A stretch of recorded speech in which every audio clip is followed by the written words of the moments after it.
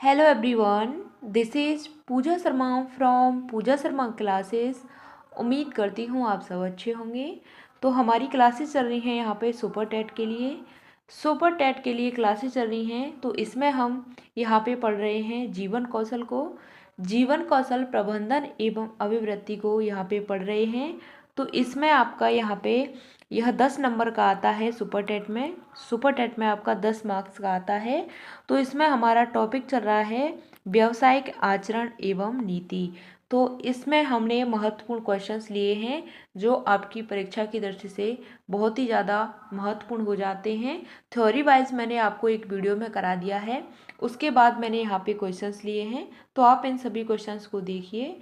तो स्टार्ट करते हैं। आपको वीडियो पसंद आती है तो वीडियो को लाइक कर देना, और आप चैनल पर नए आए हैं तो चैनल को सब्सक्राइब जरूर कर लेना। और आप साथ ही यूपी टेट की तैयारी कर रहे हैं तो यूपी टेट के जो प्रीवियस ईयर क्वेश्चन पेपर्स हैं उनको मैंने यहाँ पे डिस्कस करा दिया है। 2011 से लेकर 2022 का जो आपका यानी 2021 वाली जो परीक्षा थी, तो 2022 में आपका री एग्ज़ाम हुआ था यूपी टेट का, तो उसको भी मैंने आपको यहाँ पे कंप्लीट करा दिया है। तो आप इनको देखिए और आप अपनी तैयारी को बेहतर बनाइए। तो स्टार्ट करते हैं। क्वेश्चन नंबर 1 आता है आपका कि जीवन कौशल हेतु शिक्षा की आवश्यकता क्यों है। जीवन कौशल के लिए शिक्षा की आवश्यकता क्यों है? तो यहाँ पे जीवन में जो चुनौतियाँ होती हैं उनका सामना करने के लिए हमें जीवन कौशल में शिक्षा की आवश्यकता होती है। जीवन में जो भी आपकी चुनौतियाँ आती हैं उनसे निपटने के लिए यह हमको यहाँ पे शिक्षा लेनी पड़ती है। यह बात आपको ध्यान रखनी है। क्वेश्चन 2 आता है आपका कि जीवन कौशल शिक्षण जीवन में चुनौतियों का सामना कैसे करता है। जीवन कौशल है वह शिक्षण के जीवन में जो आने वाली जो चुनौतियां हैं तो उनका सामना कैसे करता है। तो बहुत ही प्रभावशाली ढंग से यह सामना करता है, बहुत ही प्रभावशाली ढंग से चुनौतियों का सामना करता है। क्वेश्चन नंबर 3 आता है कि बेरोजगारी की समस्या से मुक्ति किस शिक्षा का उद्देश्य है। बेरोजगारी की समस्या से मुक्ति किस शिक्षा का उद्देश्य है। तो यह आपका व्यावसायिक शिक्षा हो जाती है। तो हमें व्यावसायिक शिक्षा से हम क्या सीखते हैं, तो जो बेरोजगारी होती है उसमें जो समस्याएं आती हैं, बेरोजगारी का मतलब होता है कि बिल्कुल बेरोजगार होना, हमें कोई भी काम धंधा ना मिलना। और व्यावसायिक शिक्षा का मतलब होता है कि हम कैसे व्यवसाय कर सकते हैं, उन चीज़ों के बारे में यहाँ पे हम पढ़ते हैं। इसी चीज़ को हम कहते हैं व्यावसायिक शिक्षा। ठीक, आगे बढ़ते हैं। क्वेश्चन नंबर 4 आता है कि शिक्षा की परंपरागत अवधारणा में परिवर्तन उद्देश्य है। शिक्षा की परंपरागत अवधारणा में परिवर्तन उद्देश्य है। तो यह आपका व्यावसायिक शिक्षा से है। किससे है? व्यावसायिक शिक्षा से है। यह बात आपको ध्यान रखनी है। आगे बात करते हैं। व्यावसायिक शिक्षा का जो उद्देश्य होता है क्या होता है, तो इसका उद्देश्य आर्थिक विकास होता है। आर्थिक विकास में बढ़ोतरी करना, यही आपकी व्यावसायिक शिक्षा होती है। इससे बेरोजगारी दूर होती है। तो यहाँ पे हम इस चीज़ के बारे में पढ़ते हैं। आपका यहाँ पे टॉपिक क्या था? यह टॉपिक था आपका यहाँ पे व्यावसायिक शिक्षा आचरण एवं नीति। ठीक, चलिए क्वेश्चन नंबर आपका नेक्स्ट आता है यहाँ पे। क्वेश्चन नंबर 6 है कि व्यवसाय का आचरण क्या है। व्यवसाय का आचरण बताना है क्या है। तो नैतिकता का स्वरूप जो व्यावसायिक प्रक्रिया में उत्पन्न हुए हो। क्या क्या होता है? तो जो आपकी नैतिकता होती है, मॉरल डेवलपमेंट होता है। तो नैतिकता का जो स्वरूप है व्यावसायिक प्रक्रिया में उत्पन्न हुए हो। आगे बात करते हैं कि समाज के नीतियों के पालन में महत्वपूर्ण योगदान देता है। समाज के नीतियों के पालन में महत्वपूर्ण योगदान देता है। तो कौन योगदान दे रहा है? तो यह आपका व्यावसायिक आचरण एवं नीति है। व्यावसायिक एवं आचरण नीति है यह आपकी। तो यह किस में आपकी महत्वपूर्ण योगदान दे रही है, महत्वपूर्ण भूमिका निभा रही है? तो समाज की नीतियों के पालन में। समाज की नीतियों के पालन में यह अपना योगदान निभा रही है। क्वेश्चन नंबर 8 आता है कि व्यावसायिक आचरण नीति के प्रमुख कितने सिद्धांत हैं? व्यावसायिक आचरण नीति के सिद्धांत की बात करें तो 7 सिद्धांत हो जाते हैं। व्यावसायिक आचरण नीति के 7 सिद्धांत हैं। आगे बढ़ते हैं तो इनके 7 सिद्धांत कौन कौन से हैं? तो व्यावसायिक आचरण नीति के प्रमुख सिद्धांत कितने हैं? तो 7 सिद्धांत हो जाते हैं। सातों सिद्धांत आपको यहाँ पे दे रखे हैं। तो यहाँ पे पहला सिद्धांत आता है सच्चरित्रता, वस्तुपरकता, गोपनीयता, सक्षमता, उत्तरदायित्व, ईमानदारी और नेतृत्व। यह आपके 7 क्या हो जाते हैं? नीति आचरण के सिद्धांत हो जाते हैं। इतना आपको ध्यान रखना है। आगे बढ़ते हैं। क्वेश्चन नंबर 10 आता है आपका कि व्यावसायिक नीति अनुपालन की आवश्यक शर्तें कितनी हैं? व्यावसायिक आचरण नीति की जो शर्तें हैं तो इनकी कितनी शर्तें हो जाती हैं? तो शर्तें भी आपकी 7 हो जाती हैं। कौन कौन सी शर्तें होती हैं? तो यहाँ पे समझते हैं। तो इनकी शर्तें आपकी 7 होती हैं। तो 7 की मैं बात करूँ कौन कौन सी हो रही है? तो सहयोग है, सद्भावना है, ईमानदारी है, जिम्मेदारी है, सहयोगियों की सुरक्षा एवं कल्याण है, कानून का पालन है और आपकी विश्वसनीयता है।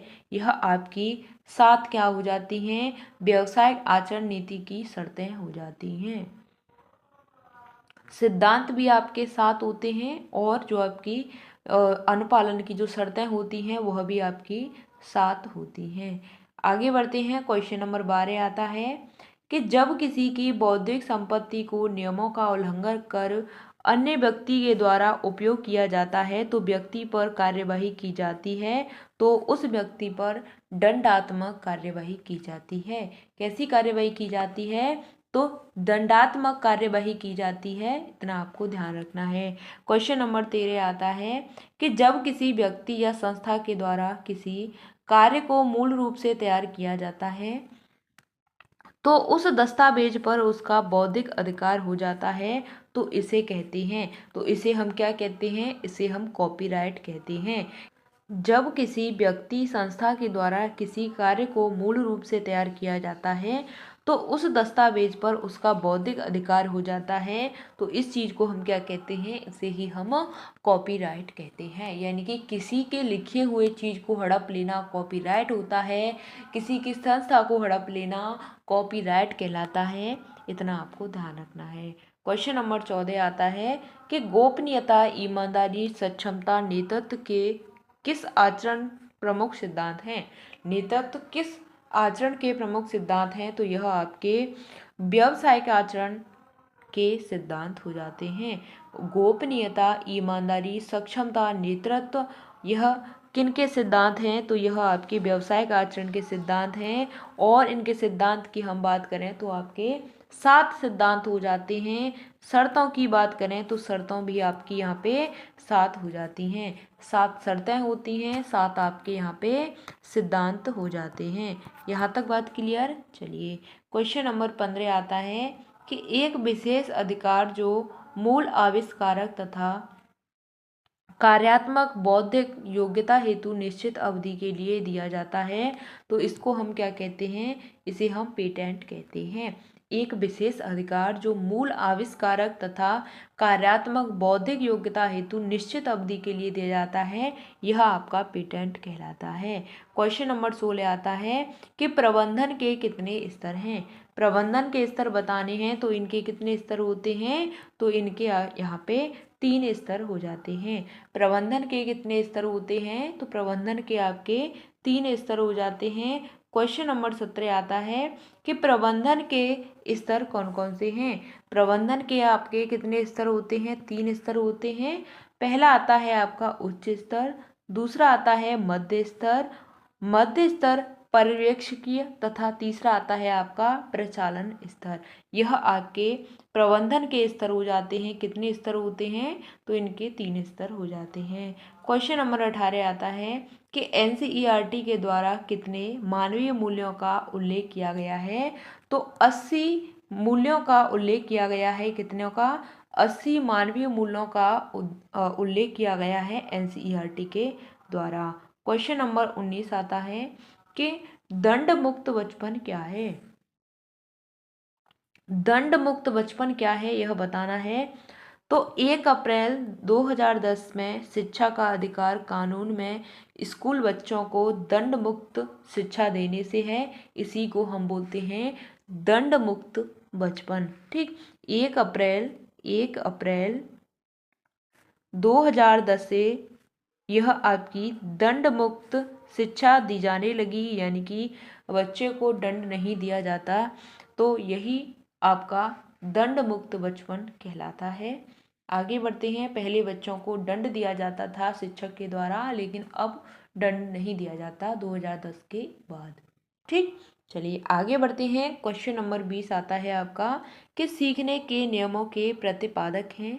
तो सीखने के नियम किसने दिए हैं? तो सीखने के नियम आपके थार्नडाइक ने दिए हैं। थार्नडाइक ने जो नियम दिए हैं, तो इन्होंने अपने 2 नियम दिए हैं।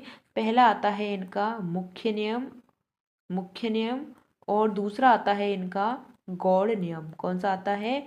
गौड़ नियम। मुख्य नियम में इनके 3 नियम हो जाते हैं, गौड़ नियम में इनके 5 नियम हो जाते हैं। आगे बढ़ते हैं। क्वेश्चन नंबर 21 आता है कि कोहलर का प्रयोग सीखने के किस सिद्धांत से संबंधित है? तो यह आपका सूझ के सिद्धांत से संबंधित है। कोहलर का प्रयोग सीखने के किस सिद्धांत से संबंधित है? तो यह आपका सूझ के सिद्धांत से संबंधित है। क्वेश्चन नंबर 22 आता है व्यावसायिक शिक्षा व्यक्ति को जोड़ता है। व्यावसायिक शिक्षा व्यक्ति को जोड़ता है, तो यह आपका समाज से जोड़ता है। व्यावसायिक शिक्षा है व्यक्ति को समाज से जोड़ता है, इतना आपको ध्यान रखना है। क्वेश्चन नंबर 23 आता है कि गांधी जी ने शिक्षण में किस पर अधिक बल दिया था? गांधी जी ने शिक्षण में किस पर अधिक बल दिया था? तो यह आपका व्यावसायिक शिक्षा पर बल दिया था। किस पर बल दिया था? व्यावसायिक शिक्षा पर दिया था, इतना आपको ध्यान रखना है। क्वेश्चन नंबर 24 आता है, तो यह बताना है आपको थरस्टन तथा लिंकर्ट किसके मापन से संबंधित हैं? जो आपके थरस्टन हैं और लिंकर्ट हैं, यह आपके अभिवृद्धि के मापन से संबंधित हैं। क्वेश्चन नंबर 25 आता है, लास्ट क्वेश्चन है आपका कि वर्तमान में बच्चों की निःशुल्क शिक्षा के लिए कहा गया है, यानी कि वर्तमान में बच्चों को निःशुल्क शिक्षा दी जाए, यानी कि सभी वर्ग के बच्चों को, कैसे वर्ग के?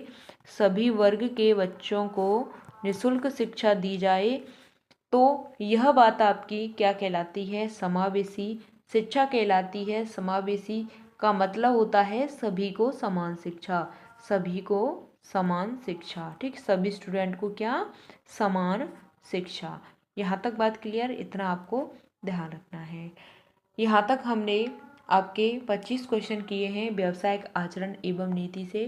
थ्योरी मैंने आपको कल की वीडियो में करा दी थी, आप उसको देखना, फिर उसके बाद आप इन सभी क्वेश्चंस को देखिएगा। मिलते हैं फिर आपको आगे की नेक्स्ट वीडियो में। अगर आपका कोई भी डाउट होता है तो आप हमसे कमेंट के माध्यम से पूछ सकते हैं, हम आपको आपके हर एक कमेंट का आंसर करते हैं। तो मिलते हैं फिर आपको आगे की नेक्स्ट वीडियो में, तब तक के लिए थैंक्स फॉर वॉचिंग। जय हिंद, वंदे मातरम।